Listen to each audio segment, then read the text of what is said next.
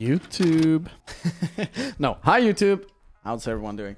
So, you guys seem to like my little piece on Forest. You know, my dear friend.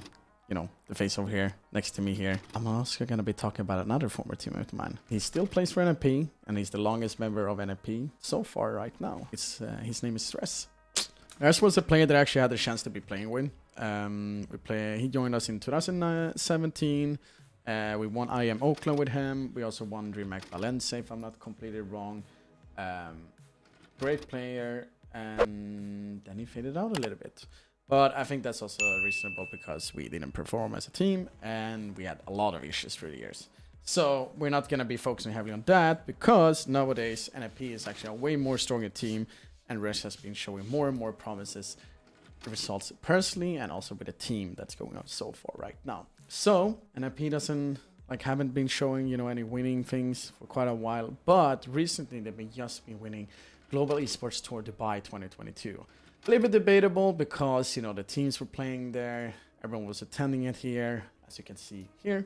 Complexity, Tylo, Falcons, NASR, Movistar Riders, OG, Mouse Sports, and NIP. And NIP coming on top, which is awesome. Everyone was a little bit shocked that NIP lost the actually first map against the home team.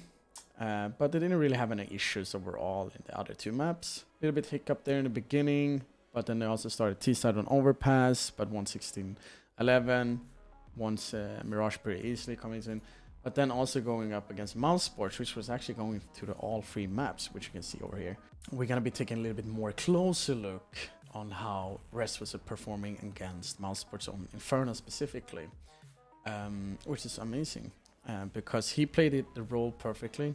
As the rest that we have known and what we love for seeing from him, because he is a star player, and he's one of the reasons why NFP has been performing better and better through the years, and especially with the rough time with having standings back and forth, but he still performs, and there's a reason why NFP is, in my books, a solid team. A little bit not there yet as a top 3 team or a contender of winning tournaments overall, but this is a huge confidence boost for them before, the summer break's coming up, and also that Cologne is just happening right now beforehand. So this recording was just done, after Cologne has been basically done, or the group stage. So hopefully they will qualify for the playoffs, which I believe personally they will. If not, well, it is what it is. So we're going to be focusing much more on Inferno specifically. And as you can see here, on 28-12, a little bit error there on the video that we're going to be watching him specifically on Inferno. But he was the big sole reason why NFP turned around Inferno, especially had a great first half. Let's head into it. What is quite fascinating with REZ overall that people miss time to time, it's just that he's been changing his role a couple of times through the years with different generational lineups there and there when I was playing with him. When he joined us in NFP, I remember it. He was a heavy hitter. He always been. He shoots really hard. But he has been, through the years when we have been swapping players back and forth, had IGL issues. He a little bit lost himself, in my opinion. But now when Hampus joined the team, what was it, 2 years ago now soon, things are shaping up to becoming much better for REZ, personally. And that's why it's so nice to see him perform to the level that I saw in him when I first had the chance to play with him. So heading into the second round, we're going to see here, or the highlight, basically what he's doing. He's taking, a lot of more space. He can do what he wants. And he has a backup close by from his teammate, so he doesn't have to be too afraid. But he's opening up his own space there middle, collapse for his teammate. There's no one mid. They're close by, and he's already here close to the wagon. He knows there's only one in pit, but he doesn't know there's actually 2 down in pit, which you can notice on the radar. But he's get the timing from Dexter, just walks up aggressively alone up there. Takes that kill. That's way more important, but CTR is, directly on point to get the second kill after REZ falls down to the ground. But this also makes it sure for NFP to get the 2-round lead. So it was a little bit back and forth. As you can see, they lost the round after, and now they are basically, forced to be rebuying again because the economy is pretty good, but they don't want Mouse Sports basically get back into the game. Ooh. Pop flash. Yes. CTR is already through. Rest. Ooh. Perfect timing to see Dexter before he's actually gonna be getting a flash from his teammate. We got here an arch. And they're gonna be hitting here directly for an A split. You already know one is in pit and he's so alone, but they're already the rotation from Mouse Sports players is back in on short here, and you can see on radar. But EasyTag is really ready for that. And REZ is just making sure that no one is gonna come from library arch to help the guy from pit. And now when they know there's only one player left, they can just swarm him, all of them together, and EasyTag did his part.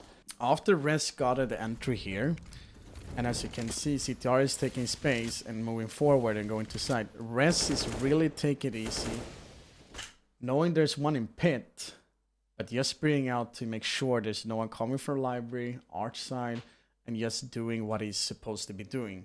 Even though REZ is so, like, he hits so hard on the bullets, and he just can go first or even second directly onto the bomb site and really get the kill that's necessary for his team.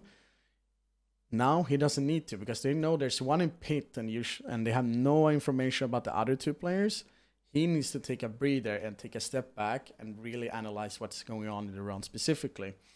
And that's what he's doing, basically looking into library. It's already smoked, doesn't need to worry a bit. He still watches for arch as well because he already smoked it himself, and he can only focus on that. It's really important that EasyTag actually get those 2 kills from the guys that are trying to help out BMaster who's alone in pit. But it's cool to see from a player like REZ and how experienced they've been getting through the years, and just know, take it down a notch, let my teammates do the work for now, and I analyze the situation, what's happening on the map, basically.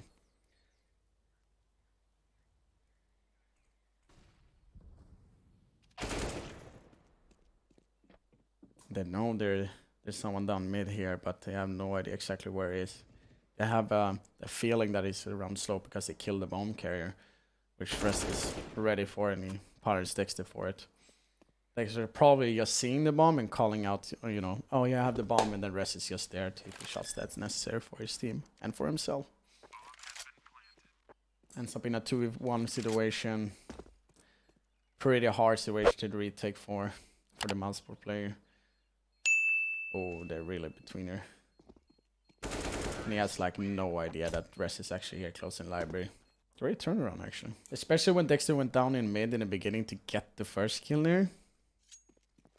And that's the quite interesting part to see, that even though it could have probably been problematic for NIP calling out that, you know, things are, you know, people are basically everywhere on the map. REZ is just, you know, not overthinking, not stressing it up, and need to revenge the guy that died in slope there by Dexter pushed down, and just, you know, play the situation for his advantage instead of getting punished for it, basically. Quite interested that I actually get a kill there for the smoke. Now when Mustard's on a full save, just try to, you know, make NIP lose more money. Oh. Oof. EasyTag stealing the ace there in the end. There you can see how many hours REZ has been putting on aimbot to just like getting those easy kills. Or not the easy kills, because it is hard to transfer like that, because the guys are surely, they have only pistols, but they're swarming down on the site, and REZ is not in like the best position you can have. Because he's standing kind of wide open, and they can just be, you know, shooting him down, spamming down with the bullets from the USB, you know. Oh.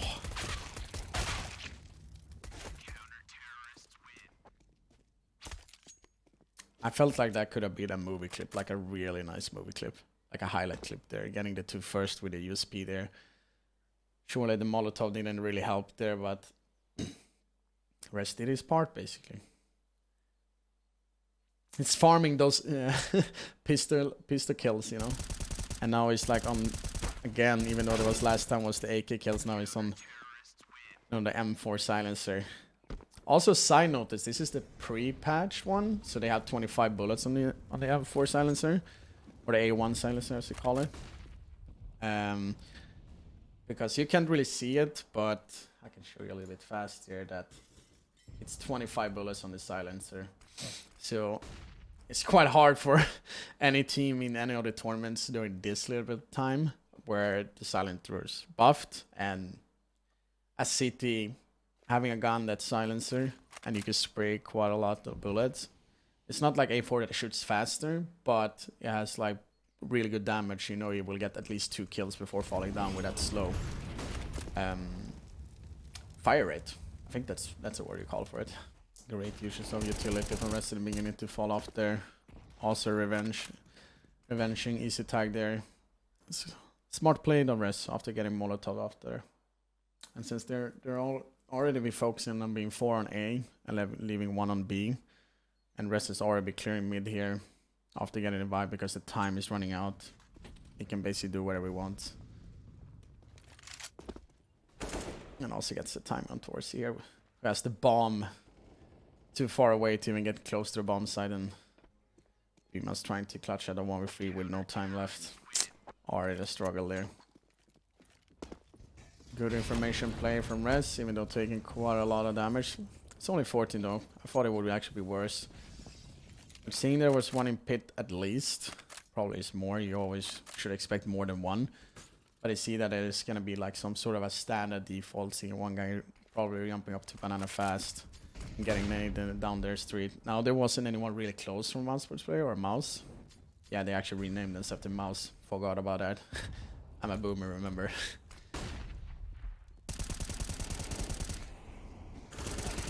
Oh, a lovely 3k here.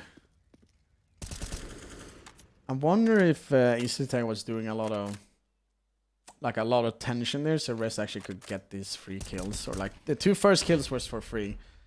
But then Rez also getting help from the apps guy here, so they can kill the guy who jumping out from boiler pretty quickly. It's a really great hold from Rez personally. And as you can see, you know, 30 seconds left. It's a 5v2. They already have home mid. They're not too worried on apps. Now they just spotted them on B. Yeah, it's basically finished. As we already know, actually. And Rez still. Side notice there.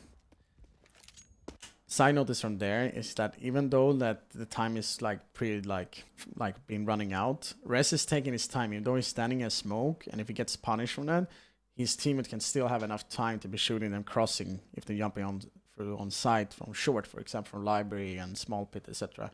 So it's smarter of Rez to just taking a second there in the smoke. If he dies, but he knows his teammate's gonna be there quick enough to revenge him, or when Mouse is feeling like, okay, A is cleared because there's only 1 here, we can get the side and maybe get the plant and hopefully win this 5v2 situation. But Rez is, you know, basically playing time for the rest of the guys in NIP.